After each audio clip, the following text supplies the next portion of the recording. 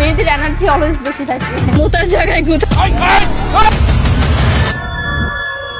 আমি আগে social media মানে মনে করতাম সামাজিক যোগাযোগ মাধ্যম, তার সাথে হালকা পাতলা বিনোদন। নিউজ ভিডিও মানে প্রতিদিন ঘটে যাওয়া বস্তু, আর মডেল মানে মনে করতাম সামান্য একজন অভিনেতা অভিনেত্রী। কিন্তু আজকালকার সোশ্যাল মিডিয়া, নিউজ মিডিয়া এবং মডেল মানে অশ্লীলতায় ভরপুর। তাদের দেখলে আমার কাছে আর যাই হোক কোনোভাবে মানুষের বাচ্চা মনে হয় না।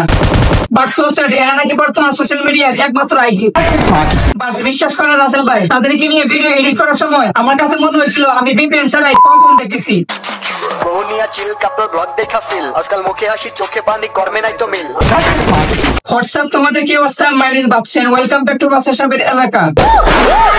ভেবেছিলাম গত ভিডিওতে তাদের ইচ্ছা মতো দোলাই দিব, কিন্তু সময় আর গার্লফ্রেন্ডের জন্য পারছি না, তাই আজকে ইচ্ছা মতো পিছন মারবো। এসব কি বলছেন আপনি? মানে যেমন কুকুর তেমন মুগুর না হইলে সেটা আসলে জমে না।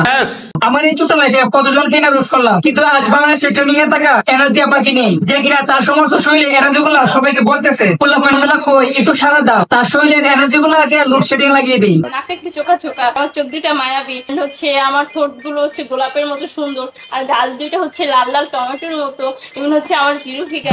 ভাদ্র মাসের রাস্তার কুকুরের মতো স্বভাব আর ফুলের মতো চরিত্র কেমন হয় তা আমার থেকে আমার অডিয়েন্স গুলো খুব ভালো করে জানে।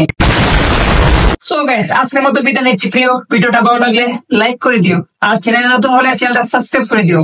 বাই।